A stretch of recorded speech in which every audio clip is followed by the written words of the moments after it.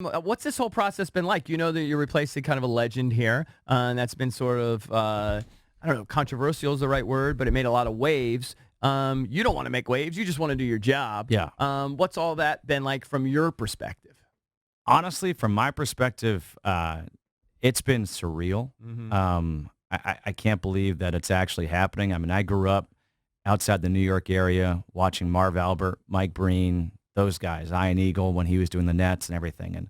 And so all of a sudden it like dawned on me like, oh my gosh, like I'm actually going to be doing like this team with a passionate fan base. I'm like, this is going to be awesome. As far as replacing Buck, I mean, I know that there's been uproar, and I totally get it. I understand it. Heck, my brother-in-law said to me, he goes, if it wasn't you, Right. I'd be really ticked. He'd probably hate you. Yeah, If it wasn't you, he would hate you. Yes. He's like, but now that it's you, I'm psyched. And it's not personal. It's just that, like we talked about, Buck he's a local legend. He's an icon. You have an allegiance, Yeah. and that voice becomes so familiar, Right. and the calls become so familiar that it's just part of your lexicon. It's part of what you are and what you're doing, and so I understand it. I understand if people are like, oh, I hate this guy. I hate him. I can't stand him. I can't believe we got rid of him for this guy. I know it's going to happen. I'm okay with it. I'm just going to go and call the games, have fun with Drew, have fun with Karan, have fun with Chris, and hopefully over time, people are like, you know what? These guys, they're fun. Like, it's a good listen, and So- it'll take time. Explain to people sort of how you got here then. So what was your deal? Where'd you go to school? I know you worked with Fox Sports. You've worked with Yeah. ESPN. Kind of give us your background. Yeah. So how far do you want me to go back? Well, I was you born went to- May went to 22nd. BU, No, I'm sorry. I did. I went to BU. As a matter of fact, Chris Miller, we were just talking last night. He worked in Cleveland with my mentor at BU, who was a couple years ahead of me. He was the sports director. Then I became the sports director there. But I went from BU to broadcasting in the Cape Cod League for a summer. Cape Cod, moved out to Portland, Oregon, broadcasting minor league baseball, to Sioux Falls, South Dakota, to Erie, Pennsylvania, and then to New York. And I got really lucky because I had some awesome internships. I ended up meeting Joe Buck, doing stats for him. He's been my mentor ever since. And couldn't imagine a better mentor. I worked the postseason for 6-7 years while I was in college, after college. He did the intro to my resume tape in Very cool. 2003. So what do you do when you work for Buck and you're interning and you're learning the biz? What exactly are you doing? So I'm doing stats. So basically what would happen was in the Cape Cod League, I was broadcasting for the Hyannis Mets, and we had no lights. So our Friday night games were at 5 o'clock. We'd be done by 7:30. I'd get in my car, drive to my parents' house in Connecticut, say hi to them, go to sleep, wake up at 6, drive down to Yankee Stadium or Shea Stadium, get in the truck, work for 3 hours, go pick up Joe at the hotel, and then bring him back. And for the longest time, You were just driving him. I would just drive him, and then during the game, I'd help do stats. And then during the postseason, I'd be in the booth with his lead researcher and statistician, and I'd give him tips. And the one tip they always keep on referencing or referring to, at the old Yankee Stadium, the bat that was on the flagpole, everyone always thought the wind blew out where the barrel was. Don Mattingly always said, because I was a diehard Yankee fan watching the Yankees all the time, he said, no, it's where the handle of the bat is facing. That's where the wind is actually blowing out to. And so I said that to Joe, and he goes, Mattingly said it? And I go, yeah. The next inning, home run out to left field where the handle was, and he referenced it, and he was like, yes. Oh, that's funny. And so he's awesome. And having that opportunity, so I went to ESPN for about 4+ years, and then What'd you do there? What'd you do at ESPN? Oh, gosh, everything. College baseball, college basketball, high school basketball, softball, hockey, volleyball. Did you ever do any of the Sports Center hosting? Any of that? Was that something you wanted to do? Not Sports Center. I did like ESPNU hosting. Right. But my passion was always play-by-play. That's where you knew you were Yeah. going. And when I moved down to Charlotte, they said, hey, if you're not doing games, we'll have you come in studio. And so I ended up hosting like 50 shows or something like that. And it was great. It was a great experience. I love doing it. I just know that for me, like I played ball my whole life. And when I quit and I went to college, I missed it. And doing play-by-play gave me that fix again. Like my first game ever was a BU Hofstra game. Speedy Claxton was a stud for Hofstra. Jay Wright was their coach, now the coach at Villanova. And I had literally showed up at the studio to engineer the game, and the sports director, he's like, jump on the tee.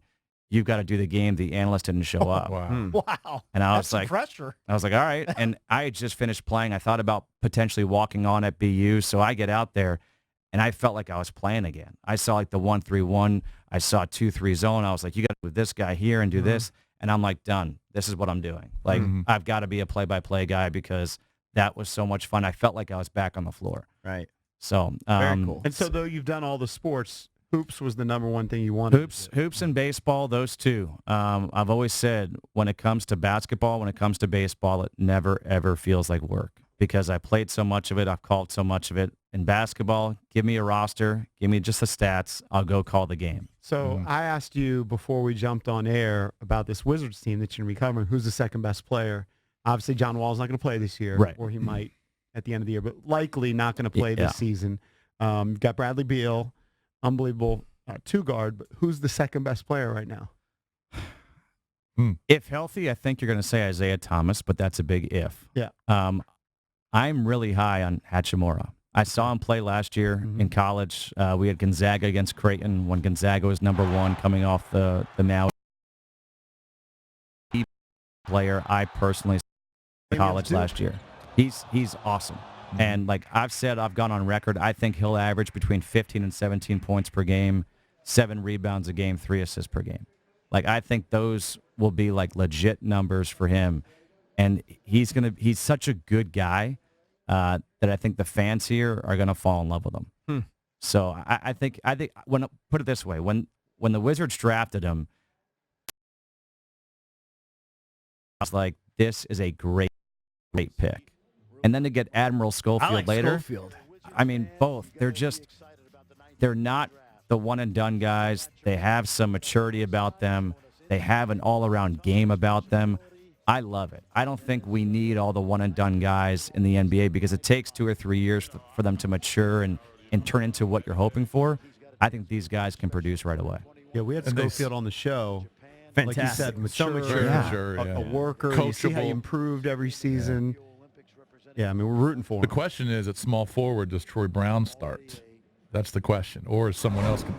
What are they going to do with Rui? Are they going to start Rui and Bertans? What will they do at forward? I think Brown's going to get a lot of playing time. You saw that I think he will. this past season. Yeah, I think he's going to get a lot of playing time. I think Rui's going to be at the 4. Yep. A mobile 4.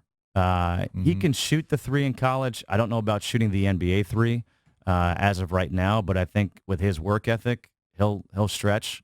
But what I love about Rui is you can post him up. He's long. Like they list him at like 6'8", 6'9". He looks like he's 7 feet. I was going to say he looks like he's 6'11". Yeah, I mean his arms, his wingspan, it's huge, and he just plays under control. So somehow I don't know. I see it. I see it fitting pretty well. When is Bradley Beal going to sign the extension? Because he'd be kind of crazy not to. I mean, that's $100 million on top of what he's making. It turns out to be a 155 or something like that. I mean, cakes. It's a nice luxury for him. $100 million. Just to have it sitting on his office table. I mean, he It's just saw sitting what there. happened to his boy John Wall. Yeah. I mean, that could happen to anybody. I'm going, all right, how quickly can I sign but he also what happened to Durant. Yeah, That's true. That is true. and I mean I know It's he's just not tough for- Durant, It's but tough for him to turn down a $100 million extension. it is. I mean, I'd love to see him. I want to see him in high school. Yeah. And when I saw him in high school, I was like, this dude's a stud. I mean, I saw him go, like, he was the same year as Austin Rivers. All you guys know it. And Austin Rivers was rated higher. And the guy I was working with was the one doing the rankings. And as soon as I saw Beal play, I said, why is Austin kid's rated better. above? And he goes, what do you mean? I go, he's a better shooter. He's more athletic, can play defense.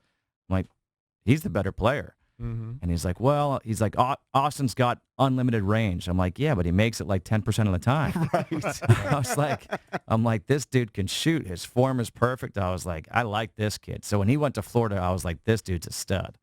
Yeah. Do you get any inside look at these guys like working out? Anything? Are you getting any inside word like on Thomas's health? Not yet. I have not. Once preseason starts, once training camp starts, I'll go there. And how far away are we from all that? We're month and a half. yeah. I mean, it's end 6 of September. weeks or so. Yeah, Hmm. yeah. It'll be here before you know it. Like I said, Cake's and I are going to be at the Caps Media Day on skates, embarrassing Early ourselves September, in like a couple of weeks. 3.5 weeks. Hockey season's going to start. The NBA, everything's going I to be mean, rolling. college football starts in 11 days. Oh, I've got my first game August 30th. So you're still doing all really? that. You're Yeah. not Are you just doing just Are you doing the that for Wizards. Fox? Yeah, yeah. Who are you doing? So that game is Oklahoma State at Oregon State on that Wow. Friday Oh, night. a lot Nice. of points.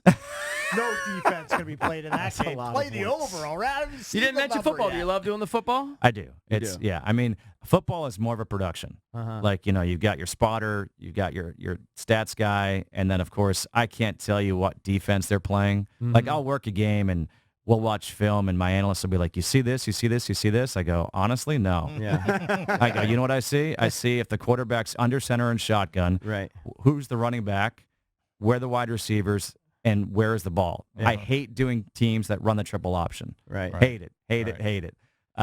So I don't see all that. So that's where I'm really relying upon the analyst to be like, yeah, this is why he missed that. I'm like, yeah, of course. They were in the cover too right there. Yeah. Who was your analyst last year for Fox?